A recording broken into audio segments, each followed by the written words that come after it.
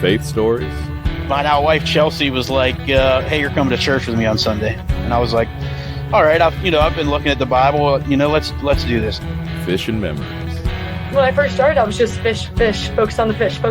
And I see the kid catch a fish, I'm like, good job, perfect, awesome. And then he goes up there and I'm like, we're catching slot snook. And this kid's up here going, oh, the breeze. I'm like, this is exactly what it's about. Meaningful conversations. You have to stay in the Word. You have to have a good support system. You have to know what the end goal is. You have to know who God is. Positivity. This is the Faith and Fishing Podcast. Your hosts, Cam Steele. If your identity is you're an angler, whenever you're not doing well in the water, that's whenever you can't be content. And Robert Randolph. And his timing is perfect. We might not always agree with it, and we might not always understand it at the moment. Bring you interviews with some amazing guests from the fishing community and discuss all things to do with fishing and their faith. Welcome to the faith.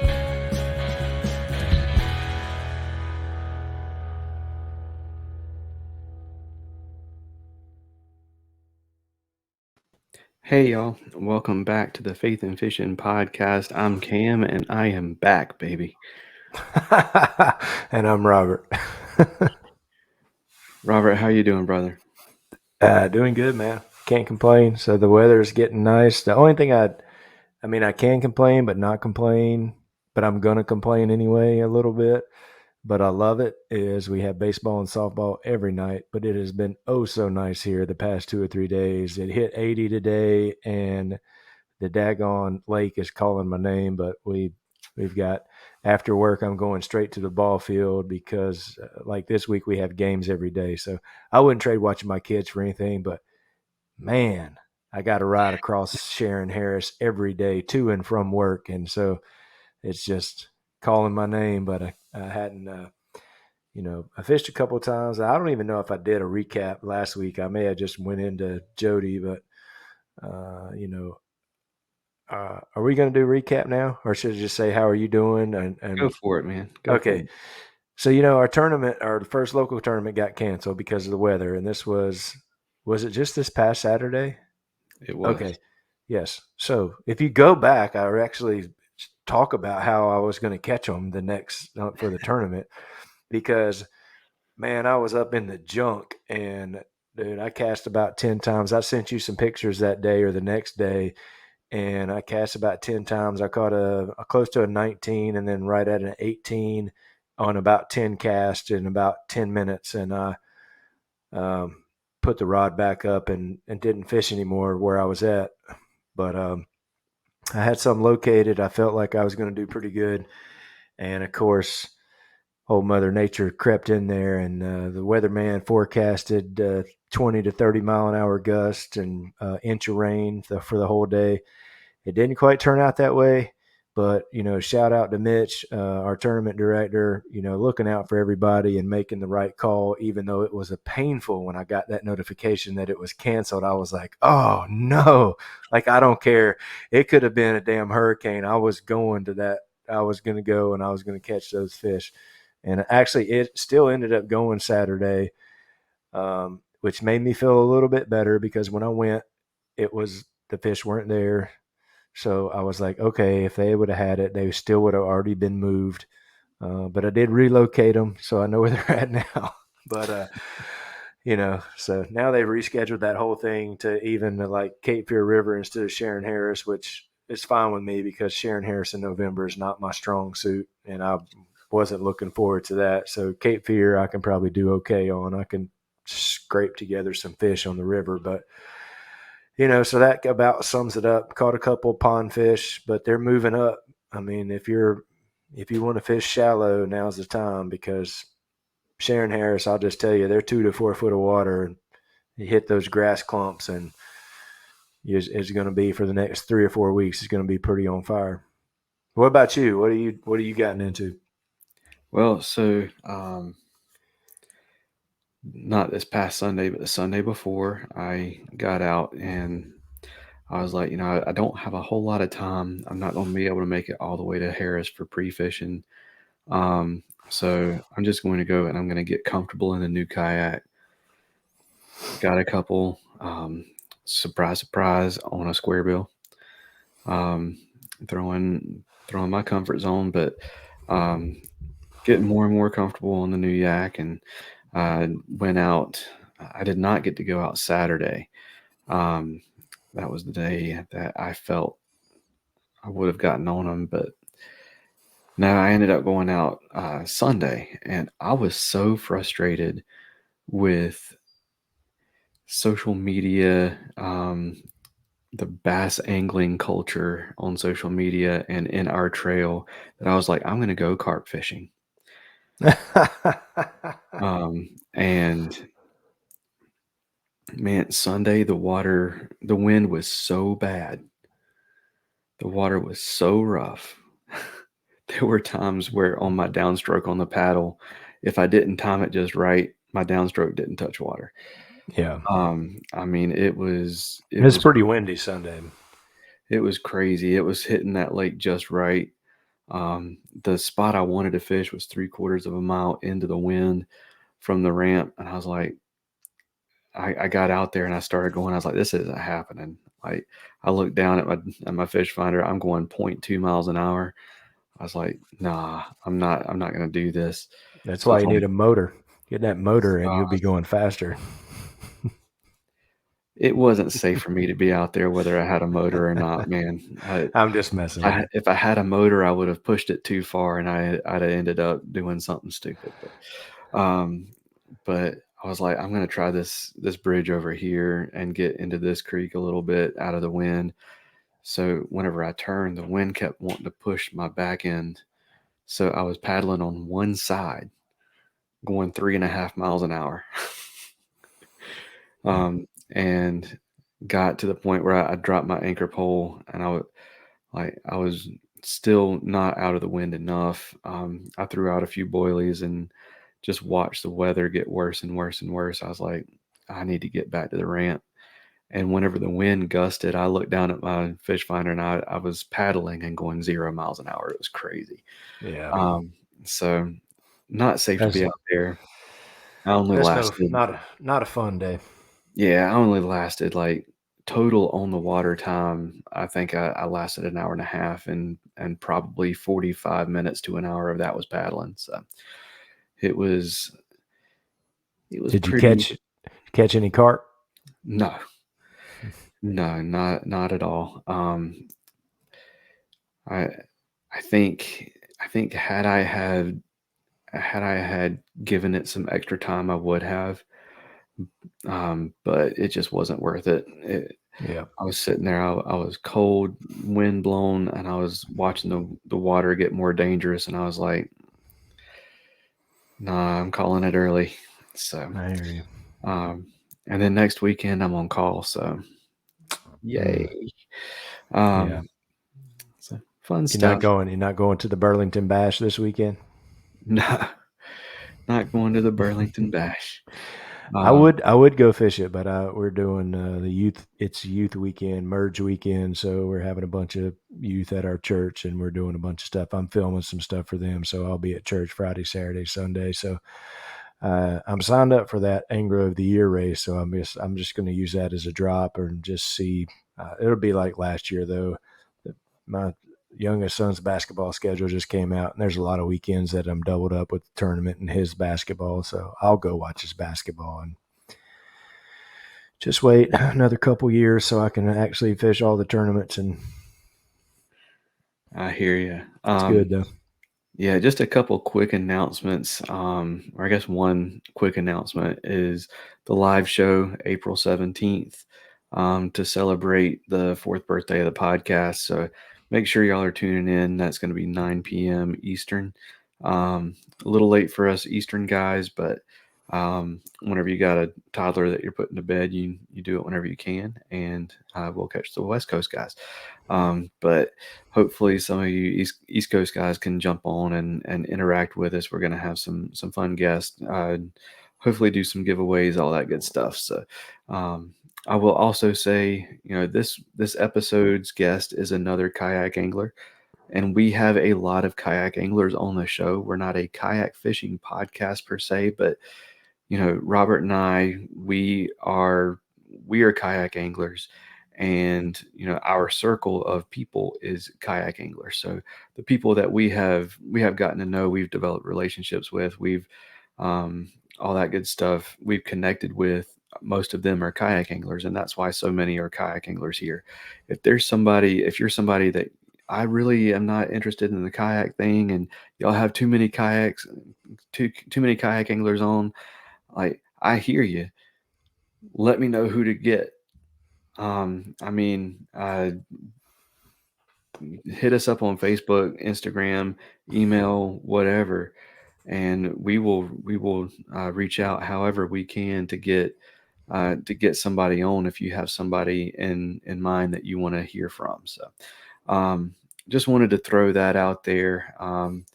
Just wanted to let y'all know that it's not that we're we don't want to have anybody else on the podcast. That's just the easiest people for us to get to, and the people that we have gotten connected with and want to share their stories with you. So wanted to throw that out there. Let's go ahead and let's thank Get Outdoors real quick, and then we will jump into the guest this week.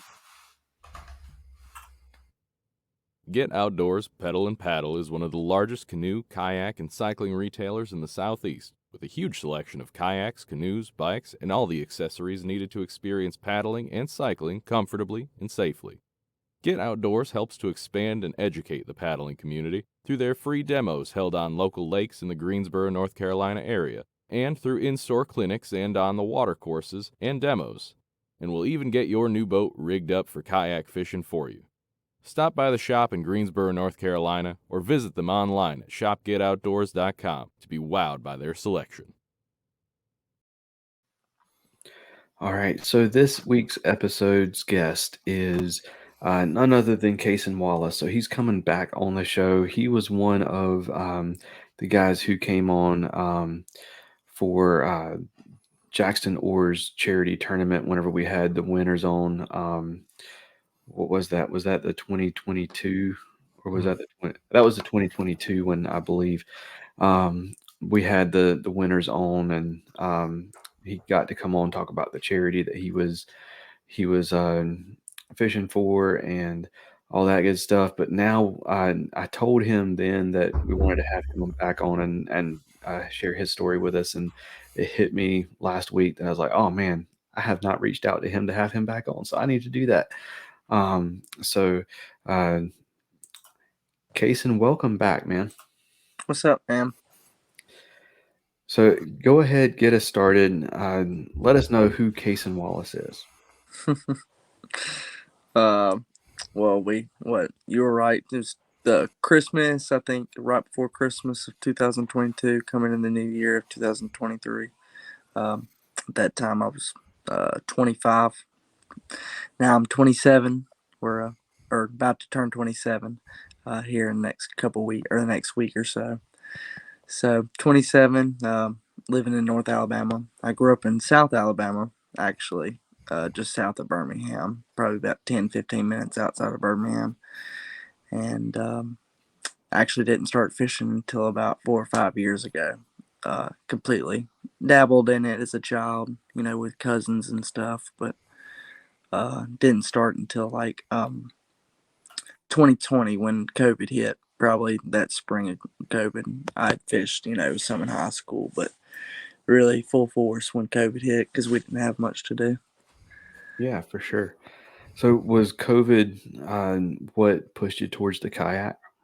I bought a canoe actually. We watched Greg Blanchard on YouTube and some of the Googans and stuff when we weren't busy or working or something like that, and with a lot of off time with work and having to stay in the house, or ended up going to a buddy's that fish tournaments as well. Now we didn't have a way to other fish other than like a pond or from the bank at a lake, so it was a dream to, not like a dream, but it was more of a thought, an inspiration watching those people, from a kayak or something else. And I was like, there's no way. And I could afford probably something from Walmart and look like a goofball. So we went to Academy one day while we were out for COVID, and I saw the canoe, one of those old.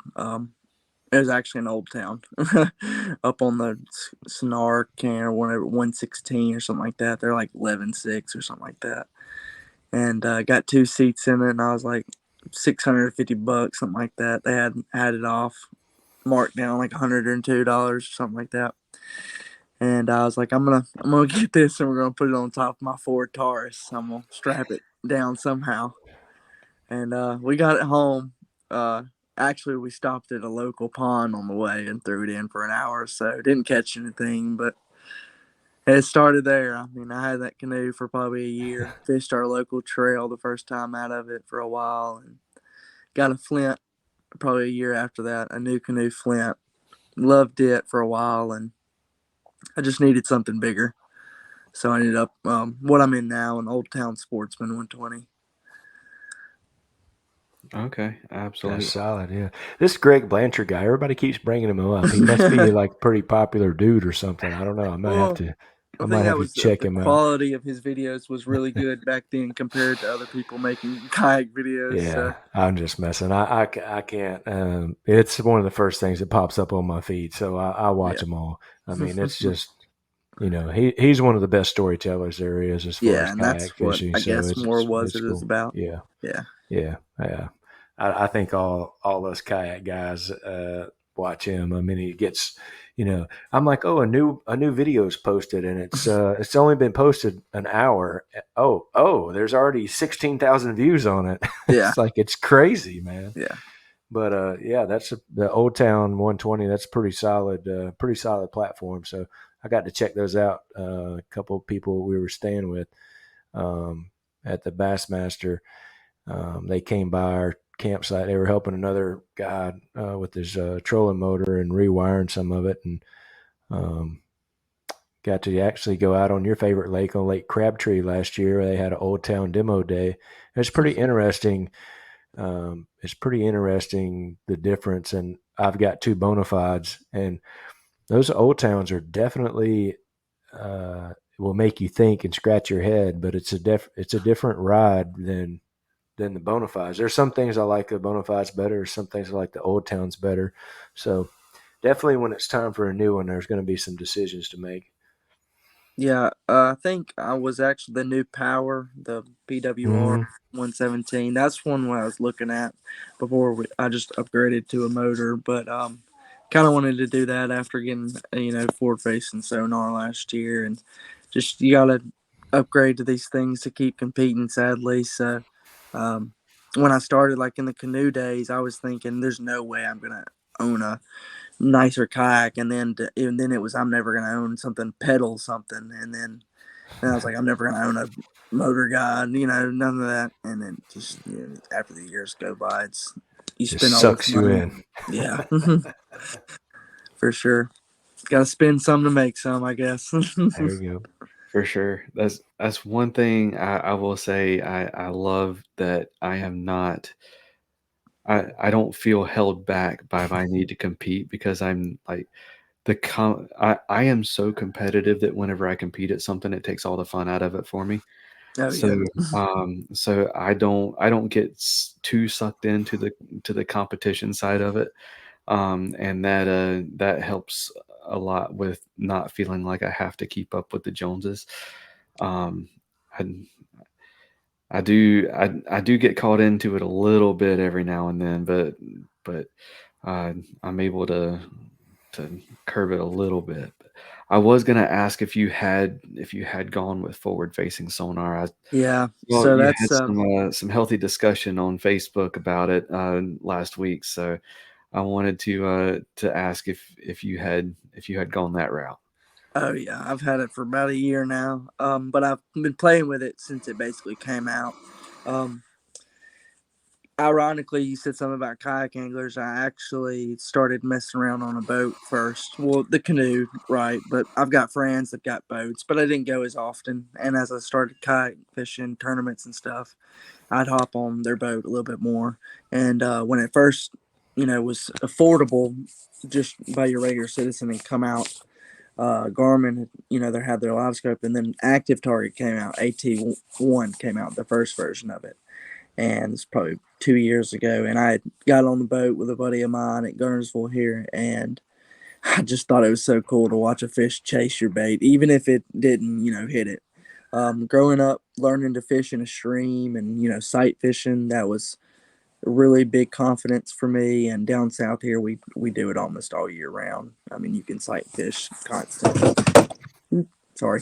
Um, well, I just there was I just kind of got into it more and more, and I was kind of against it at first, but as soon as I owned it for the first time, it's a whole different ball game. It's when you use it on a daily basis or every week or every weekend, it's you can't have, like I said on that post of mine, I said you can't have an opinion respectfully unless you're using it every weekend.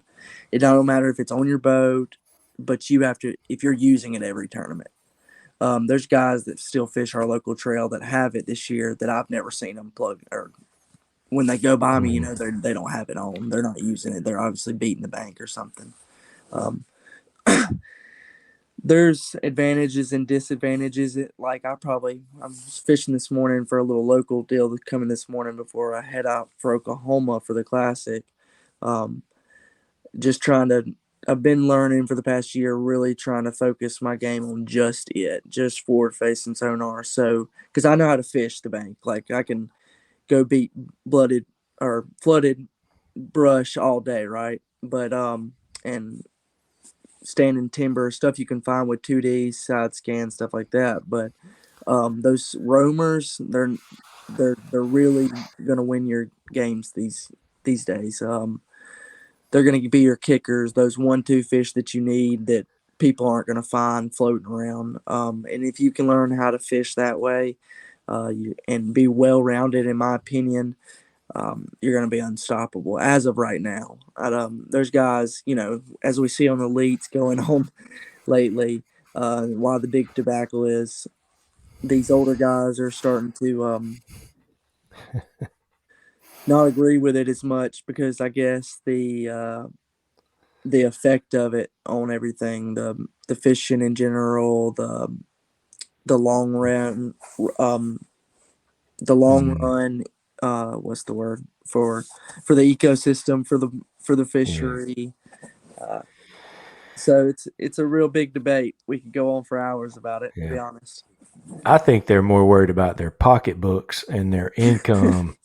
That's the truth in me. I've watched a whole lot of takes on it, and I think those guys are worried about not just the tournament income, because a lot of those guys make their money on sponsorships. But let's say you're in a field of 50 and you're in the bottom 15 all the time.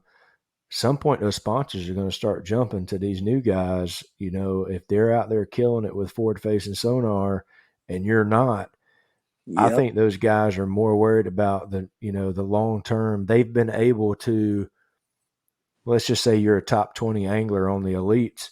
They've been able to sit around between 10 and 20 and make, cut a check, a decent check every once in a while, but they're making all this back end money on their sponsors. Is really where they're making it. But as long as they stay in there and stay somewhat competitive, that's fine.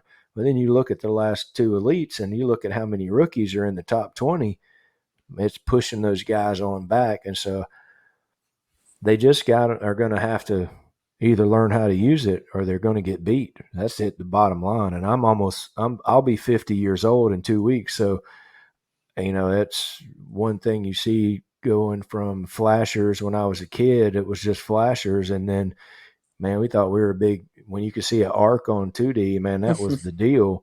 But, and I know you probably can't see this, but I saw somebody's post today, and I'm going to put it up there, maybe. No, you guys can see that. Yeah. This is Garmin's new live. It's basically a 3D. Yeah. And I don't know if I can get just it was in the right talking place. to somebody. Yeah, look at that. It. That's crazy. And you can turn it. He's turning that with his finger. Yep. I was just telling Um, somebody when they come out with a 360 version of live, yeah, so they thought the problem was now. that's called Garmin Panoptix PS70 live sonar, and Wow. I don't even know who posted that, but I sat there and watched that. It's posted on Instagram by Fishing World is the account that it's posted under, but I'm sure that there's more than that. I just ran across it today. I didn't even really know we were going to talk about live sonar, but I was like, that's what I was doing a while ago. I was pulling that up. I was like, because about to go down that rabbit hole, not just with what we have going on now, but just looking at that, I'm like, oh man, that's a whole different, like, it's one thing, I can sit there and look at that screen and watch people do it. I don't have forward facing sonar, but I've seen enough of it on the screen, and I've fished beside people who are using it as well. You kind of watch what they're doing, watch their screen, see how they're locating them. And I'm like, okay, I can see where this is going to be helpful. You can see the fish's reaction to your baits. You can roll through some baits and figure out what's working, what's not working. And just this 3D version, I don't even know how that works. I don't even know what the transducers looks like. I don't even know what kind of boat it was on. But that's going to be open up a whole other can of worms, and it's not going to stop. It's just going to keep. Technology is not going to I stop. think So someone said, I think his name was Austin or something like that, said on my post about um, the the effect on wildlife or the effect on fish populations will change, and because the average Joe will figure out how to use it. And I think my comment about saying that you really need to use it on a daily basis to have a full opinion on something like that, especially like fish populations in each mhm. fishery. I've been to a lake here locally here in Coleman in North Alabama, and then gone to like Gunnersville, and the reaction that I get on baits and for like the ping off the transducer, it's all different. Like this more smaller lake that they see it. Everybody around here has it, but they don't see it on a daily basis every hour like Right. they do Gunnersville. So that when you throw a bait in the water out in the middle of nowhere there, they immediately turn in 30 foot of water and they're looking up like, what was that? And they run straight to your bait. It doesn't matter what it is. Doesn't mean that they're necessarily going to eat it, but go to Garnersville and do the same thing and they run away. We come up, the same guy was saying on the boat when I first started using it, we came up with the term, it's a big old Gunnersville finger, because basically the fish is turning away as soon as you put the bait in Right. its face. So do I agree on that aspect that it's going to affect fisheries? No, but not necessarily. But when you show me stuff like that, like the 3D thing, it really worries me, because it's really hard to learn on 2D and get the concept that you're basically just pointing a flashlight at something underwater and that's Mhm. what you see. That 3D is a whole different world. Once somebody, like you said, you're in your 50s, somebody above my age and up that wasn't didn't have that had flashers and 2D, and that was video game fishing then, and then the next 5-10 years has changed drastically. If Oh yeah. someone can figure out that 3D stuff, shallow and deep, I mean, we're on a world of the whole world Yeah. of fishing is going to change competitively. Yeah. I Yeah. will say this, the fisheries biologists that I've talked to are not concerned, so Yeah. I'm not concerned. And I will also say this: I've spent 15 years in retail, 5 years in service, and like the service industry, and I think 10 years in, and a lot of these is overlap. 10 years in IT. The average Joe can't figure out how to use a credit card. We're not concerned about the average Joe using forward facing sonar. Exactly. Um, I will say that right now. My take, and this is as a spectator, because I'll go ahead and say I am in uh, no position to afford it anytime soon, and it doesn't make sense for me to have it as anything more than a toy, and I'm not going to be able to use it enough to ever really figure it out. But I will say, as a spectator, it reminds me a lot of the 3-point shot in the NBA. There's all of a sudden this new tool that can be used, and not everybody has quite figured it out yet. But then all of a sudden, Steph Curry comes along, and everybody starts shooting threes because it's the only way to compete with somebody like Steph Curry. Even people that can't shoot threes are shooting threes every possession because that's what they feel like they have to do to win. And I get that it does kind of ruin watching the game. The big thing with forward-facing sonar is that it's just happens so much faster because it's so much more available to everybody than having to learn something completely new, like the 3-point shot. But also, the NBA had like these, they had David Robinson and Shaq and Hakeem Olajuwon and Kareem Abdul-Jabbar and Moses Malone, all these like these absolutely elite centers to anchor that position and keep that inside out game going for so long. And we don't really have that in fishing. Like we've got Drew Gregory, Keith Poche, and there might be a handful of other names, John Cox. But for the most part, everybody has gone to forward-facing sonar, and you've got guys like Rick Clunn that say, either learn it or get beat by it. And I can kind of see how that would rub somebody the wrong way. Like if Michael Jordan had come along and said, well, everybody has to buy this sweatband because you can't compete with anybody who has this sweatband unless you have it, then they probably would have said, you can't have that sweatband. But I'm not in favor of banning it at all. But that's just been how I've kind of viewed it, is that it's like the 3-point shot in the NBA just accelerated. Yeah, that was a big deal when that came out, and a lot of people were against the 3-point shot. But I mean, I think it made basketball better. I think forward-facing sonar makes fishing better. And now that the TV and the broadcast are figuring out to split the screen and show the forward-facing sonar, show the angler. I enjoy watching that because I'm trying to learn and look and see what they're doing, how they're casting, how they're using it to try to figure out, I don't have it yet, but I will have it as soon as I get my money right.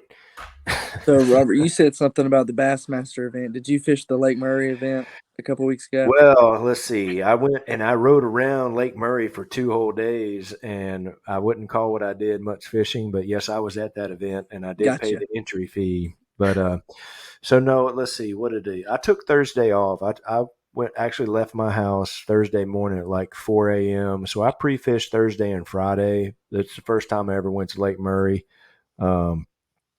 And I did find a little pattern on Friday, but then on Saturday, I couldn't get anything going. And I'm more of a dirty water fisherman, and for some reason, I was mid lake, and I was in probably a lot too clear water where I should have been.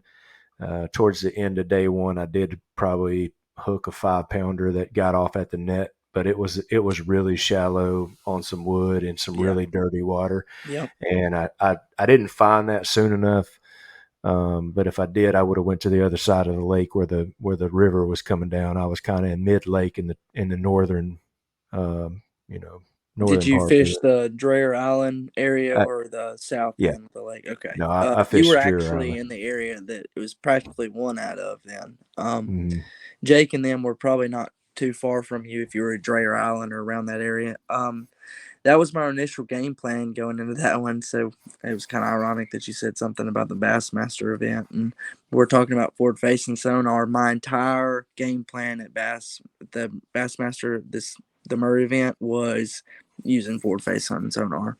I had found something. We got there, girlfriend and I and the kids got there probably. We left Tuesday night or Monday night, got there Tuesday morning. I kind of fished Tuesday. I was still kind of had a cold. We got on the water fully Wednesday for a full day. ended up going to the spot I was going to fish day one at, and there's this island. Last time we had talked on this podcast, I had not fished the Bassmaster Gunnersville last year, but I ended up leading the day one with the same idea, but it was a release fish area, so I knew the fish were there anyways. But the islands, when we're in pre-spawn down here in the South Carolina is technically still the South, with all weathers all the same practically right now. So when they were at home, they were practically pulling up on these islands, and that's what they do this time of year. They pull up and then they'll pull off because they're not ready to spawn yet. They're just getting ready to feed. But like that first week of March, I always know here at home they're going to pull up.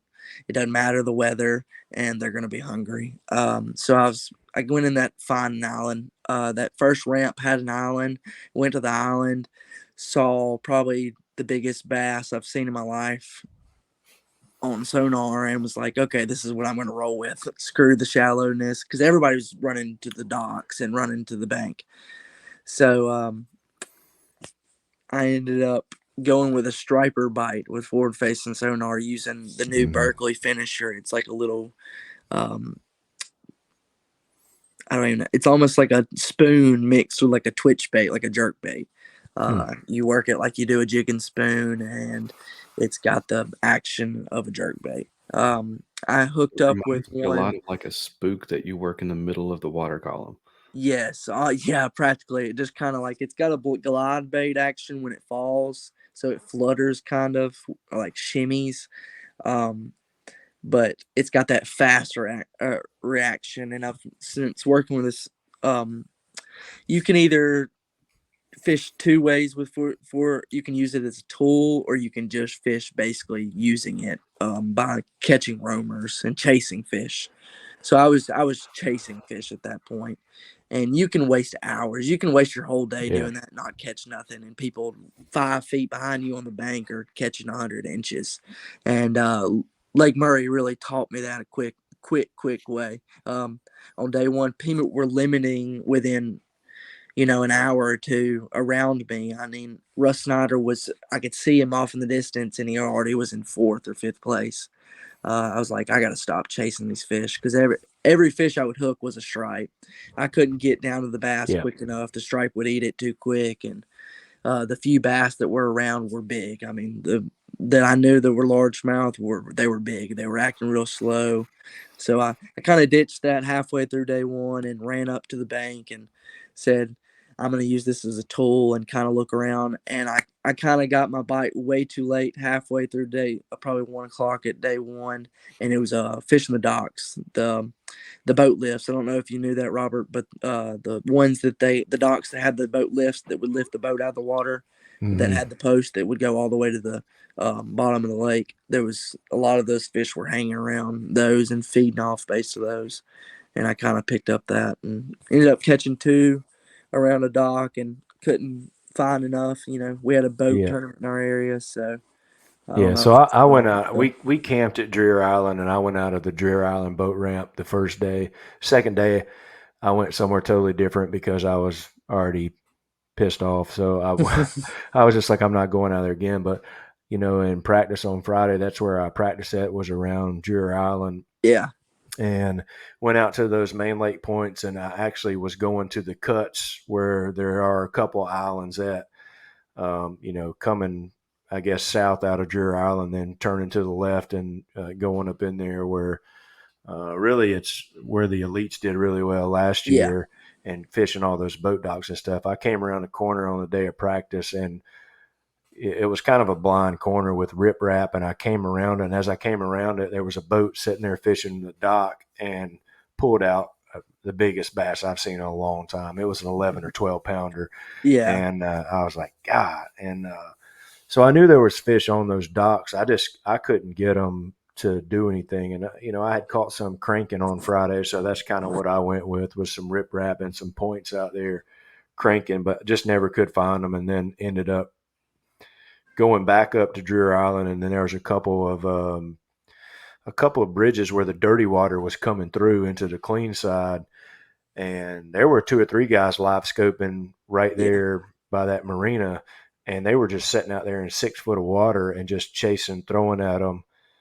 And so I went and flipping the timber that was close to them, and that's how I ended up hooking that big one. But it got off. Yeah, Right at the were net. they catching fish? Were they? I think. Well, I never saw them catch one, but they were sitting there long enough that I deduced that they had to have caught some, or they wouldn't have spent that much time there. So my first day of practice, the day that I had got there and was able to look at some ramps and get in the water, I was could only Tuesday I could only spend so long. I was still coughing up a lung, and I knew I wouldn't have long, so I probably got 2-3 hours, and I ended up going to Dryer Island. It's a big tip. I don't know if y'all knew this, but release fish, these Bassmaster Kayak Series events and these bigger lakes, bigger events we do, always check the release fish areas, like where Bassmaster like launches out of, the elites launch out of, and because those are where they have the tournaments constantly, and those, especially those bigger Highland reservoirs, that's usually where the biggest fish are. They still hang around, especially those largemouth. They're not going far. They ended up spending their lives there. But I ended up going there and scoping for the whole 2-3 hours. Would throw a jerk bait every now and then, but the ones that would chase and I knew were bass, not stripe, that were alone, they were very big. Yeah. They were, that 8-9 pound bass fish. They were very smart too. You could tell the way they interact with the bait, and so it goes into another rabbit hole with it. It's this you can't tell what fish you're throwing at, but right. Yeah. If you spend enough time looking at them, not every average man's gonna realize that. So and that's one thing. I fished around Alex Sterling, which he fishes our local trail, and he was fishing. We didn't know we were going to fish the same area on Saturday because even though we were camping together, I never told him what ramp I was going out of. I didn't ask him where he was going out of. Yeah. I knew we both had found some cranking and ended up running into him about 9:30 or 10 on that Saturday. And I'm like, oh, I didn't know you were fishing. He's like, oh, I didn't know you're fishing here. So the wind got so bad that I'm like, hey, I'm going to go this far, and then I'm going to turn around and head back before the wind gets really bad. So we kind of were together because we were on the main lake when it got really bad. And so, I was like, hey, I'm going to hang out. But that's what he was the same as you. Like, he had caught a ton of striper, and he was finding the bass under those striper. Yeah. But they were, kind of the same thing. He knew the bass were under him, but he just couldn't. And the basswood are so slow. The largemouth are not going to move as fast as those stripe. Like today, getting ready for that one coming up this weekend, there's a lot of those stripe, just like at Murray. But they didn't act like the ones in Murray. The ones in Murray, they're real deep and they're chasing that herring just because it's probably based off that blueback herring. But here at home, I kept on hearing something pop this morning and look back in the 2 foot of water. There's 3 stripe trying to eat a whole gizzard shad, about the same size as them. So. Were there birds diving where all your stripers and stuff were? Yeah, that was what keyed me into it. Coops here at Garnersville last year, that's what keyed me in the month before. We were in December, and I'd always heard G-Man joke about at Garnersville, follow the coots, and it's true. You come to Garnersville in May, follow the coots, you'll find some green grass, because that's all they spend their life trying to find, that greenest grass. And it's true that those bass hold into it, especially as the year goes on. So, there was a lot of seagulls diving, and I assumed there were seagulls. And you'd find 3 or 4 groups of stripe, and then you'd find those largemouth that were just lunking around. And if you could get down to them, the first day of practice that I'd practice out there, girlfriend had ended up running me a spoon because I broke one off on. It had to be a largemouth. I dropped down between some stripe, jigged it twice, got it in front of her face, and when I set the hook, my whole rod bowed over and just snapped 30-pound fluorocarbon like butter. And I was like, and if they're eating big old spoons, I'm getting as many as I can find in South Carolina. But, in South Carolina, they don't have many big old flutter spoons to sell. So, and folks, there's your Sharon Harris tip for the wintertime fishing. That's what these guys catch them on down here, but not a lot of people talk about that big 5-inch floater spoon. But yeah, it's pretty deadly. That's another thing. Look for facing sonar. You're going to see a lot of older baits return. because the way they run, the way they work, and the fish that the depths that they run, and that these fish haven't seen them in forever. So I'm using baits that are from the 80s, 90s, and that's one of the biggest thing right now I like to do is been looking through when I have the time is like yard sales and stuff or baits. These older baits that didn't ever get popular would have probably been like the Credge and the Finisher now. Been real popular for a while, and probably catch giants now. Yep. Yeah, and if you've got gizzard shad, whether you got forward facing sonar or not, throw that flutter spoon, the big flutter Oh spoon. yeah. Even if you've never seen a big gizzard shad in your lake, if you've got gizzard shad in your lake, you've got big gizzard shad in your lake. For sure. Yeah. No, yeah. That's I didn't know that there was gizzards there today, but they were nipping at it like it was a thread fin, but this thing was probably a 2-pound gizzard shad, and they were just biting at its back. I ended up hooking one of the stripe, threw a chatterbait in front of it because we can keep them here. Apparently, South Carolina slot. When I was at the Murray event, I was trying to keep them, and I Googled it real quick, and apparently they have a slot limit. So, and apparently a lot of their fish are like right under the slot limit. So, didn't end up getting to take any of those home, but they are fun to fish for. I remember when we went to Hartwell last year. I spent a 1 day of practice just fishing for stripe on the top water because how fun it is. Yeah, for sure. Awesome. Well, let's shift gears and let's move into faith a little bit. So what is your faith story, man? What is it that you believe, and how did you come to believe that? So I was raised a Southern Baptist. We went to church for a long time when I was a kid, probably 2-3 years. That's not a long time. 2-3 years when I was a real young kid, and maybe 4 or 5, and we went to a big Baptist church in South Birmingham, and then we moved up here, and we didn't go for a while. My dad was raised in a big religious family, so it wasn't. I guess it wasn't the church that it was the crowd that was at the church. I think he was trying to find a good church for us, and it wasn't the church that he grew up in. So we ended up coming up here, spending not a lot of time in church through my early childhood, or my main childhood. But when I was a preteen, I ended up getting into another Baptist church here in North Alabama, and I spent most of my teen years in church almost every Wednesday and every weekend. Robert talking about events, it was the same thing Friday through Sunday almost every weekend. The girl I'm seeing now is actually Catholic and spends a lot of time in going to her church and stuff like that. So it was more as a child and a teen, and then I got away from it for a while. But I've always been a Christian, but had a rough time in my life between 17 and 21. Did drugs for a while and got addicted to pills, and fishing really saved me for a while. Got me back on a track where I wasn't going down a dark path, and God kind of knew that fishing was going to do that. It was always something I did in my spare time, and when you're coming out of something dark like that, you're trying to find something new or trying to find a reason to get out of those dark times. And fish, God kind of like put fishing on my mind and gave me a lot of free time where I could go fishing. So for sure, it saved me after those years, for sure. Absolutely. Yeah. Fishing tends to do well with those with addictive tendencies. Yes. It kind of feeds an addiction without it being a detrimental one, at least to anything except most of the time. Yeah. I gave up a pretty expensive addiction for an even more expensive addiction. Right.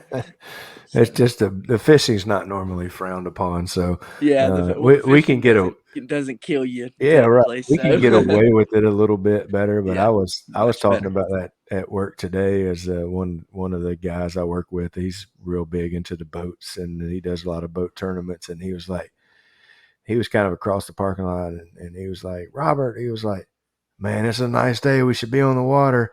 And then I kind of took him. I was like, I know. I'm having withdrawals. I've got to go fishing. And we were talking about it being an addiction, because it really is. I mean, it does, feed that side of you, or at least for me, it's just, they say the tug is the drug, and it's pretty true. So, and your story is quite similar to a lot of people, as far as, trying to come out of something. You find fishing, and God got me out good of thing. it, and then it Yeah. was like I had a conversation. I had taken some pain pills one night. I had an accident, just living that lifestyle, and was on crutches and stuff, and just they had given me some nerve pills, just wasn't doing the deal, and pain pills were never my deal. And I remember feeling so bad, and I was like, this isn't normal. And called my mom, got her to take me to the ER, and they were like, you could be allergic to, opiates or something like that. And I was like, okay. And I went home, and you start sitting on the toilet thinking, just having a thought in the middle of the night. And I was like, ask God, I was like, if you get me through this and I can quit this, tonight, if I wake up tomorrow and this is over, and I have a thought, and you can, if I get through this and you help me get through this, I'll never turn back. Like, I'll never take a pill in my life. I'll never do something like this. And after those weeks and that time went by, and I, stopped doing the drugs and stopped doing everything. I didn't have much time to I had to replace that time that I was doing all Yeah. that stuff with something that was healthy for me. And work, as soon as you get off work, you can only work so many hours during the day. And then I've got kids. So at a younger age, I've got to spend more time with them than I don't want to lose that time now. So I had to find something constructive for me to do, and I could possibly do with my kids. And that's when really fishing. And then COVID hit, ironically, a couple months later. So kind of all God put it all together at once and put me in the situation that he knew I needed to be in. Because promise you, if it wasn't for him and fishing, then I probably wouldn't be here today talking to y'all. Yeah, for sure. That's awesome. Yeah, I love that fishing is such a common tool in God's repertoire. For sure.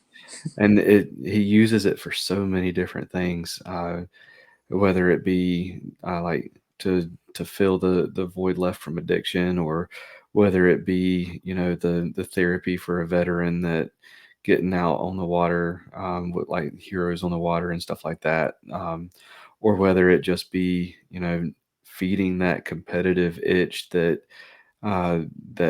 ends up like somebody who they kind of got addicted to the competitiveness of sports in high school and college, and then they get out of it and they don't have any outlet to compete anymore, or whatever. It's just we hear that on this podcast. We hear how God uses fishing a lot, and it's pretty awesome. All right, man. Well, we with every guest, we always ask a couple questions, and want to ask those real quick. What fishing story or memory means the most to you? Oh, I've got a lot to those. The most, I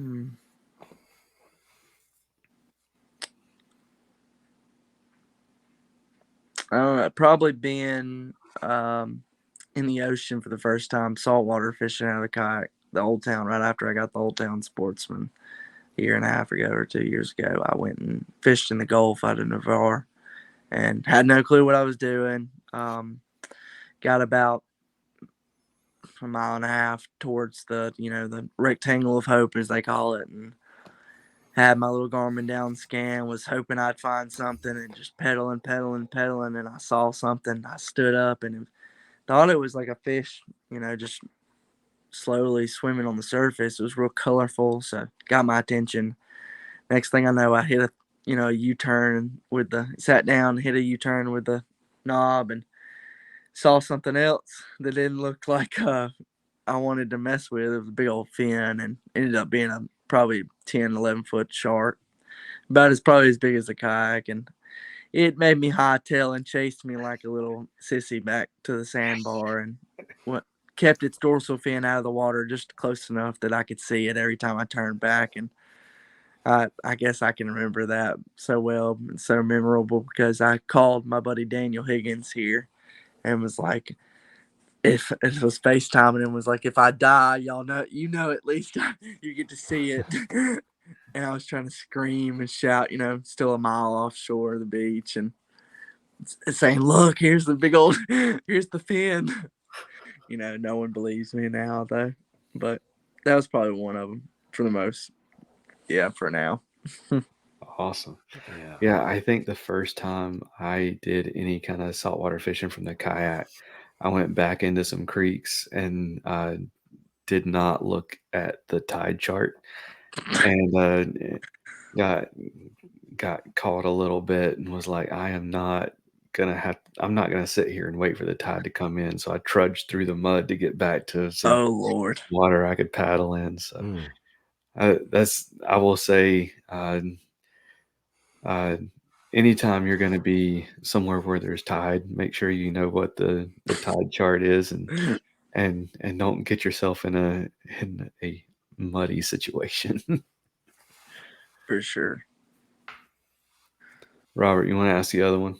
What is it? What are we talking about when we're on the water? What's your conversations like when you're on the water, when you're fishing with people? What are you usually drumming up a conversation about? We talking about like a tournament, or are we just talking about fun fishing? Either one you want to tackle. Fun fishing. It can be anything. It depends who I'm with. If I'm with, I only really fish with friends now. I don't fish with a lot of people that, people once tournament season rolls around, other competitors in our local clubs like to catch me when I'm in town and we'll fish together. So we'll talk about life, and our personal lives and stuff like that. But if I'm like on in a tournament and we've got rules and stuff and we're just shooting it, and it's all kinds of random stuff. Usually I like to ask other people. I have a bad tendency of trying to get information from people. So fishing that Bassmaster Series has been, I've had to be tight locked for now. Because I just like to pry information out of people. Some of my biggest wins before any kind of electronics was solely off of information off of other people upcoming to events and stuff like that. So I like to talk about the fishing a lot, more than anything. Heck yeah. What else? The events that are happening, like today, an alligator. We don't have a lot of alligators around here, so the one lake that I seen one from the kayak was today, the first time ever. So thought it was a log. So talk about that, all kinds of stuff. Yeah, for sure. All right, well, let's have a little bit of fun. We're going to dive into our "What's Your Favorite" segment that we do with everybody. Self-explanatory. It's we're going to ask you your favorite in a few different categories, and let's get that started. It's time for What's Your Favorite, powered by Nakwa Adventure Gear. Power that fits in the palm of your hand.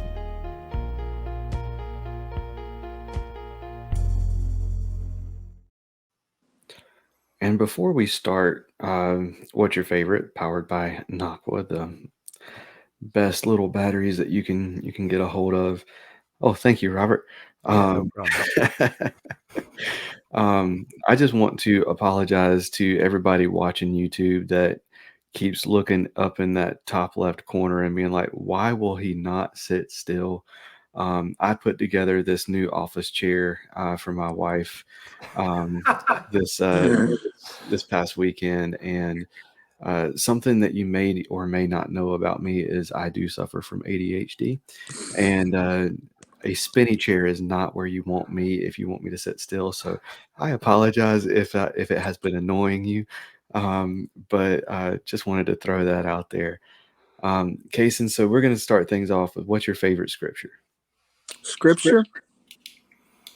I can't remember the verse, the exact Bible, but Jesus wept. It was, the typical John 3:16 for a long time because it holds so meaning. But Jesus wept. I mean, that's a big one now for me. It's the fact that Jesus cried, meaning that he felt for his people. And well, everybody interprets the Bible in their own eyes, but in my interpretation, that Jesus wept means that he cried for his people. And that it means that he was as human as I am, that if he can cry, it means I cry. We all bleed and cry. So Yeah. Jesus wept. Yeah.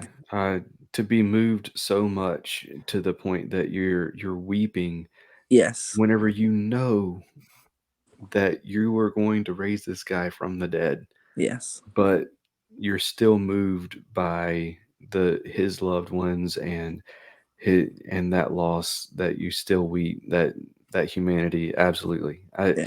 People Crying for his people. So humanity and empathy, it shows a lot of it. So if Jesus can have that, I like to remind myself that when I'm crying, that Jesus cried too. So heck yeah. Yeah. So, what about your favorite Bible story? Bible story. That's changed over the years. As a kid, we all hear David and Goliath, Samson, story of Samson, but Daniel in the lion's den. Kind of as a kid, always, attracted to me because lions and man surviving in a hole. But as an adult, and in a late teen, I really learned the story and how he got there and how Daniel got in the hole with the lions. So probably that one. Awesome. Absolutely. All right. So what is your favorite fish to catch? Favorite fish to catch? Can it be a species? It can be anything. It can be a species. If there is one particular fish in your backyard pond that you have named and you want to call that one, that No. can be it too. That's funny. I wish I had a backyard pond. Jeez. What's my favorite? I like saltwater fishing. That's really my favorite. I can't do it a lot, so I'd say anything saltwater. Okay. I bass fish constantly, almost every other day. So I travel the country to do it. So you'd think I'd say bass, but no, saltwater. Any saltwater species, they just fight like they're never going to live again. And from the moment you hook them, and it's just a lot of blast. I mean, majority of saltwater fish you can eat. So I was getting ready favorite to say, fish to catch, but saltwater probably snapper. Anything that fights real hard. Sheep's head, drum. okay. Heck yeah. Yeah. So, what about what's your favorite fish to trick into biting? So the favorite kind of chess game to make the fish bite? A spotted bass, or those deep, large mouth, the ones that are reactive to a finesse bait, something on four facing sonar. That's just, it's satisfying to work so hard to do that. And when I learned to fish offshore and fish off the bank with 2D only. I didn't have side scan. I had basically a flasher, like you said, and a colored graded 2D Garmin. That's all I had. And that's what I learned on in our local lake over the past 4 or 5 years. And then when I was able to get forward and focusing sonar, it was just, I was like, this video game fishing is going to be a whole new level. So yeah, spotted bass for sure, to trick them into it, because you get to watch how they react to the bait. And when they do finally, it's just satisfying. Even if they're 14 inches, they fight like they're 20 inches. So Yeah, they do. very fun. All right. So your favorite fish to eat? Favorite fish to eat? Trout, for sure. Now, are we talking speckled trout out in the Oh, no. salt, or are we Rainbow talking trout, stuff like that, brown Okay. trout, stuff like that. Yeah. Yeah, see that North Alabama, North Georgia, you got some of a little bit of everything. Get Yeah, to the we mountains my parents live on Smith, and lived on Smith Lake for a Mhm. couple years. So they live probably 10 minutes from the dam. I can go down there when they stock them and catch them anytime. Yeah. How do you So, catch trout? Usually it's just butterfly 'em, or you can fillet them too. I mean, skin on, stuff like that. Put them in tin foil, grill them, stuff like that. I don't ever bread them. yeah. Oh, heck yeah. So what about your favorite snack to eat when you're on the water? So we're talking about snack, not meal, right? Yeah, snack. Snack. Now you got me curious as to what your favorite meal is. We'll do both. How about that? My favorite meal is like Publix. You can get anything you can get from like Publix. Not the sushi. Don't get the sushi. That's not a good idea. I've done that before. Not a great idea. Even if it's a California roll, not a good idea. That imitation crab don't play well when you're out on the water for 8 hours. The kayak. Publix, yeah. Publix, those sandwiches they make. Those pre-made deli sandwiches they make, those are great. And a Gatorade. But like a snack, I don't snack a lot, so I'd say like some chips. I'll bring, like at the Murray event, we bought a box of those bold flavored chips, and girlfriend said, her and her kids aren't about to eat those, so I ate all those, spicy nachos, stuff like that. But probably some chips. Okay, for sure. All right. So your favorite body of water to fish. Don't need secret spots or GPS coordinates or anything. Just favorite body. Okay, of so water. do y'all follow KBF? Yes. You do Not as somewhat. much as Robert does, but I mean, I Yeah, don't follow I do. any You tournaments. know do where they because had the Robert 10 does. spot at this year? I don't. Duck River Reservoir here in Coleman. It's probably 15 minutes from me.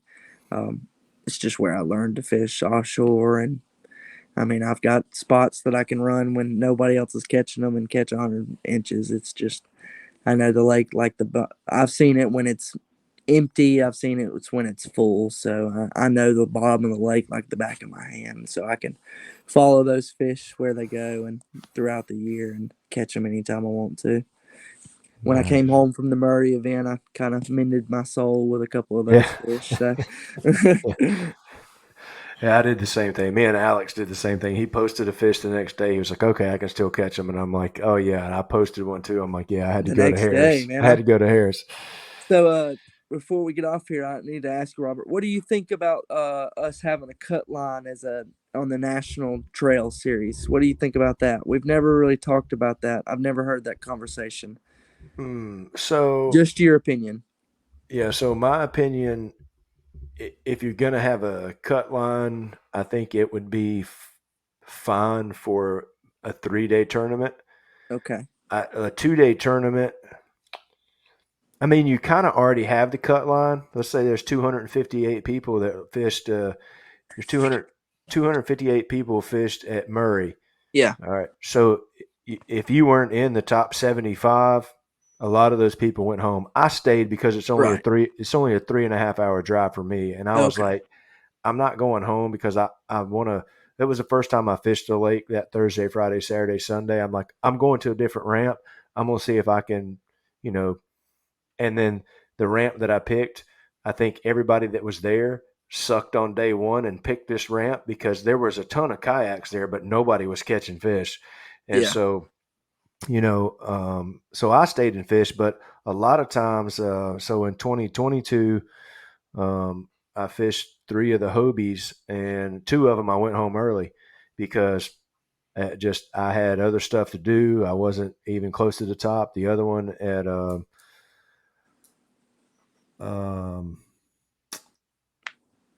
I don't know, the one that's on Louisiana Texas border. Cato. No, it wasn't Caddo. It was south of Caddo. It's Toledo Bend. Okay. So Toledo Bend, I did okay. I had some stuff going, so I stayed and fished both days. But I think there's already kind of the cut line where a lot of people go home and they don't fish the second day. So I don't know if it would really hurt them. I don't know if it would hurt them to do that in a 2-day. But kind of when I think of a cut line, I think of a Friday, Saturday, Sunday, and maybe Friday you go with let's just say 250. Saturday it cuts down to, I'd probably still have that number big. Yeah. Maybe it cuts to 150. Yeah. And then if you're going to do a third day, maybe the top 50. But I also think it's according to the size of the lake. I think at Lake Murray, that lake was so big, like at the Dreer Island, there was probably maybe 10 people at the ramp. On that Saturday, 10 to 15 people. There wasn't a lot. And I don't know how it looked at other ramps, but I About didn't the feel same. like, I didn't feel like it was a whole lot because, I mean, you take our local tournament next week, or not this Saturday, but next Saturday is on Hyco Lake. It's a smaller lake and there's one ramp. There'll be 60 of us at one ramp. Yeah. So, I don't know that I haven't heard that conversation either, and I don't know that I would be for it or against it. I do think there's some value in the KBF setup where they do a separate tournament Saturday, a separate tournament Sunday. I think that's a draw for some people. I think the more skilled anglers would rather see the longer tournaments with more cuts. Yeah. With it down, because I think to put together a 2 or 3 days of great, putting five big fish up, it takes a lot more skill than the one day for sure.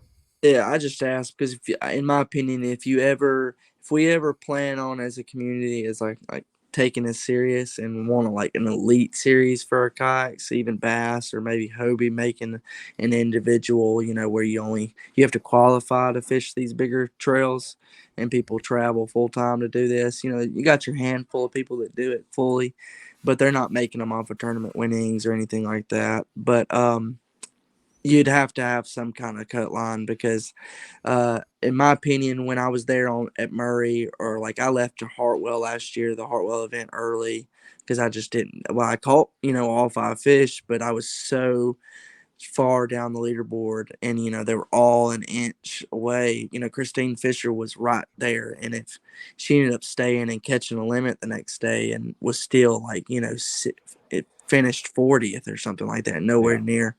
And I saw it as is if I'm going to be on the water with people like that first day at Hartwell, I was right next to Andy Milton, and he ended up leading the tournament that day.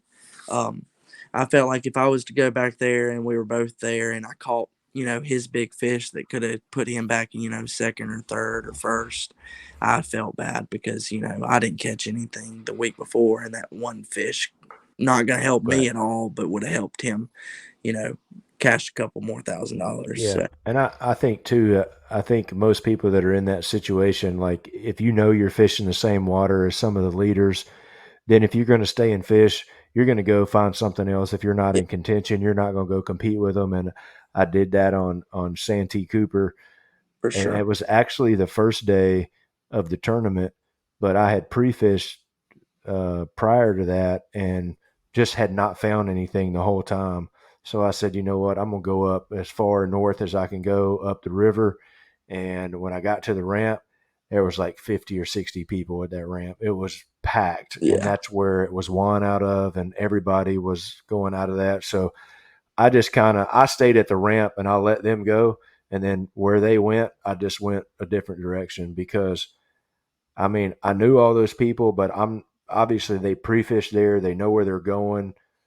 I went the opposite direction and said, I'm just going to go try to find something this way because I didn't feel like with that many people, I lucked up on where everybody was catching them at. And I didn't want to be right on top of somebody that already was on fish when I wasn't. So I think there's some common sense things that right now I feel like a lot of people do, but as it grows and the money grows, then it's definitely just going to throw a monkey wrench in that. So I think we got 3 more. What's your favorite? So I'm going to throw it back to Cam. 3 more? Or maybe 2 more. Did you already? Oh, you did body. Oh, it was my turn. Damn, you did body of water. So I'm going to do your favorite lure. My favorite lure, oh Lord, a jig, a football jig. That's without a doubt what I learned to fish and what I still fish constantly. Confidence bait. Okay. What kind of trailer are you throwing on that? Red. Okay, y'all can't be telling You don't have everybody. to. You don't have to tell us. You don't have to shit. just a Strike King Rage Crawl. I started that a couple.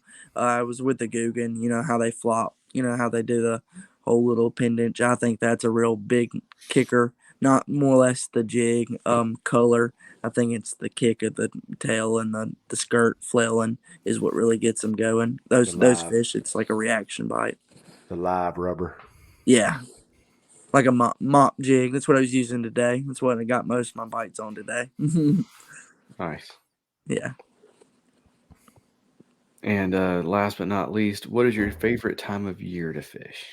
Right now, early Absolutely. February all the way to the end of May. I really like offshore fishing into summer, but my favorite time is right now because you can catch them offshore. You can catch them, 5 foot of water, so 2 foot of water. So Nice. All right. Awesome. Well, before we end, I got a couple more questions because we can do that, but it won't take long. So let's go back to saltwater for a second. So let's just say that you're going. What do you target when you go saltwater? And are you still doing that in a kayak, or do you go in a boat sometimes? What's your deal on that? So ironically, I said that I didn't fish much. I'm more or less probably meant bass fishing and freshwater fishing, but every year as a kid, we would take a vacation down here to Florida, and my uncle would take us to charter fish or fish inshore with somebody. So I kind of always was fishing, but it was with a boat, somebody holding the rod or casting the rod for me. But right now it's out of a kayak. I'm based solely everything out of a kayak right now for the majority, unless I take, someone invites me out every now and then. But saltwater, it's been Navarre. We'll usually go this time of year, beginning of April when trigger season opens. I try to usually fish for some of them. Usually, don't think I'm going to make that this year, so I'm going to wait and probably fish the snapper season opener. Gotcha. It's usually just Navarre. I'll fish the Gulf, the Parkway some under the bridges and stuff for sheep's head in the back of the bays, but that's covering a lot of water for me, and So you kind I of like like to fish small. Orange Beach and Yeah. that whole Foley and all For that. sure. Yeah. Yeah. Must Panama be nice City, being able to- all those I've Yeah. gone out of. Yeah. I'm originally from Middle Tennessee, so that was the closest saltwater for us. We'd go down. I lived close to Nashville, so we'd go down and go to Panama City Beach, and then I had a buddy. We did a lot of stuff in Orange Beach. We weren't actually fishing then, but it ranked right up there with fishing, I think. Yeah, no, saltwater is just it's a whole new game. So yeah, it is. I do, and we're close. We're only a couple hours from, from the Outer Banks and Wilmington and all that here. So, is that so? Now that is that different fishing than the Gulf, or? Yeah, it is. It is a little bit different because we're about 50 miles. If you go out of Morehead City, we're about 50 miles from the Gulf Stream. So it would be more like kind of going out of Miami for Florida. So you can go out there and you can get on some good wahoo, dolphin. Well, I meant you can do that out of Panama City. You can do that in the Gulf too. But if the boats are leaving, most of the time they're going to try to be trolling. And then if the trolling bite's not there, they'll go to some shipwrecks and stuff and then catch some triggers and snapper and stuff like that. They'll bottom fish for a while. Do you fish in the Atlantic? I meant now. Yeah. Okay. Yeah. Because at the Murray event, we drove over to Charleston, and that's the first time I'd ever seen the Atlantic with my eyes. So, okay. I was just, the sand's different. It's the water's much colder and year round. It's much different than the Gulf. So, it's the first time seeing it with my eyes, and ever in my life, I was. You see those TV shows and hear about it, but seeing the sand and everything is. I was pondering and asked my girlfriend. I was like, the fishing's probably much different over here, saltwater fishing, and it is. And if you ever want to come this way, hit me up and we'll go out there. So we usually go a little bit north of Charleston, where we're probably like 3 hours north because the closest to us is Wilmington. To get to the saltwater, it's only about 2 hours and 20 minutes to Wilmington, something like that. 2 hours. So yeah, it's good. We loved it, man. But going back when we can. Wish they'd have made an event at Hartwell this year. I'm trying to make an excuse just to go up and fish one of those Queen City ones, but Go up there. That's some good paychecks for Queen City. yeah, I know they get 100 plus most of the time. It's crazy. They do. Yep. All right, I'm done. All right, go ahead. All right, just wanted to make sure. But yeah, I was gonna say it must be nice to be able to fish for red snapper. Oh yeah, here in the You can fish for red snapper here. it You just won't be as easy. You just can't keep them.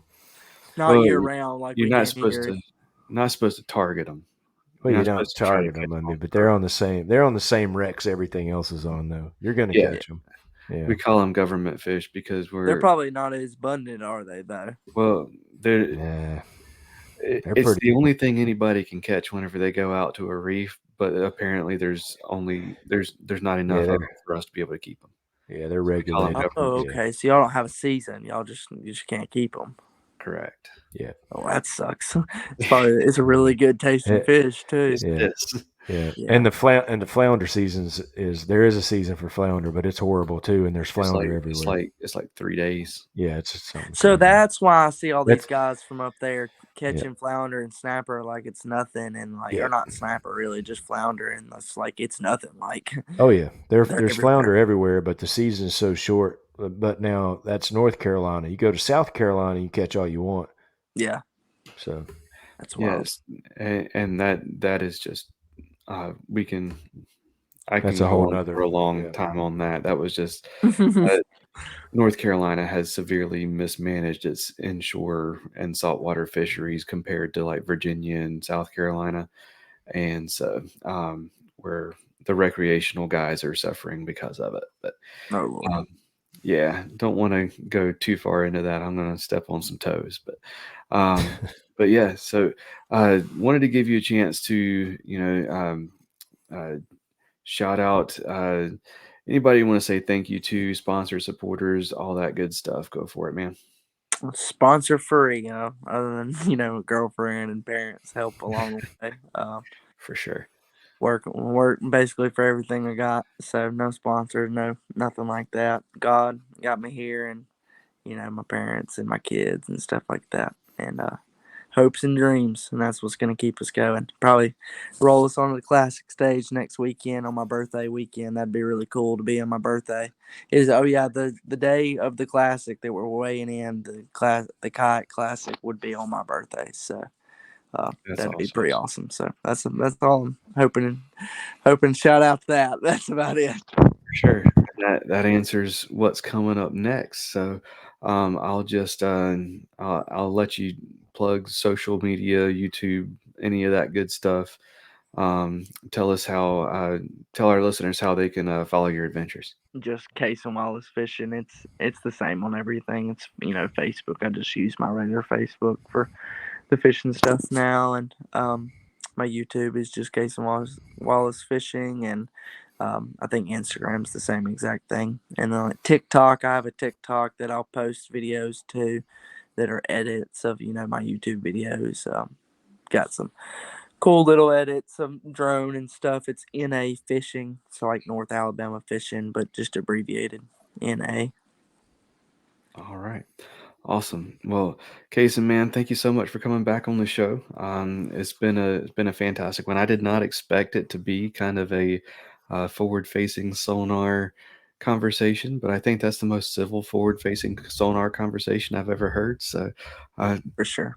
with salt water sprinkled in. We didn't even get into if you're using forward facing sonar. Oh no, we didn't. I was about to say that because these guys, they ain't telling nobody. These guys out here, like most of these boats, are not using it. They're using the Gulf. The guys in the Gulf said that they're using it, but it's a big, big, big secret. Yeah. Yeah, and there's a longer distance. There's a longer distance transducer for the salt. It's not the LBS 34. It's another one. I don't know the name off the top of my head. Yep, and they're not telling nobody. Yeah. I knew that was going on too. But a lot of boats here aren't using it, and I try to tell my buddy, I'm like, man, you got to check this out. So these guide services down here in the Gulf have really got in it in the past year. Yeah. I figured know it was guys going that live in Mobile, so Yeah. they said these inshore guys have gotten those for those redfish and stuff like that. Have gotten using forward facing sonar, and they're just keeping. And I've seen over time, it's always the bass fishing always drives the technology for all the other segments every time. Yep. We're not the only ones using it. Promise. Yep. All right, I promise that's the last thing. Heck yeah. Well, Casen, thank you again so much for coming on the show, man. Thanks for having me, man. Appreciate it. Yep. All right. So that's our interview with Casen. Robert, normally I would say final thoughts and all that good stuff, but we are almost an hour and a half into it. So let's just go ahead and pray, and let's wrap this thing up. Roll with it. Go ahead. God, thank you so much for this podcast and this opportunity to just kind of talk about how you are in and around the sport that we love, and are working in and through the lives of so many different anglers, and giving us the opportunity to let them share their stories about you and how you work through their life. We ask that you meet the listener that is listening to this right now, where they are, give them what they need through this podcast. Thank you so much for that listener, and thank you so much for Casen and what he means to so many, and what he's able to do for you, and what you're able to do through him.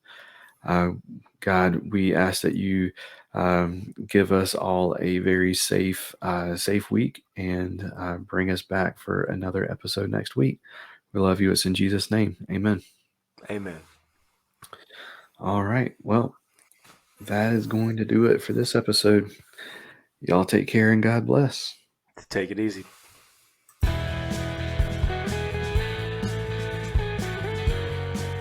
Thank you for listening to the Faith and Fishing podcast. Please consider supporting those that support us. Jade's Jigs lead-free finesse tackle. Use promo code FNF10 at jadesjigs.com for 10% off. Save your outdoors. Stop losing your gear. Use promo code FNFP15 at saveyouroutdoors.com for 15% off. Omnia Fishing. Check out Premium, Premium Pro, and their Ambassador program. Use promo code FNF10 for 10% off at omniafishing.com. And if it's your first order, use promo code FNF15 for 15% instead. Mr. B Lure Company. High-quality handmade baits made right here in the U.S. MrBLureCompany.com. Use promo code faithnfishn for 15% off your first purchase. Get outdoors, pedal, and paddle. Check them out at the shop in Greensboro, North Carolina, or at shopgetoutdoors.com for all your paddling and cycling needs. And Nocqua Adventure Gear, lighting, power, and all the connectors at Nocqua.com. Please rate, review, subscribe on whatever app you're listening on. That's going to do it for this episode. Y'all take care, and God bless.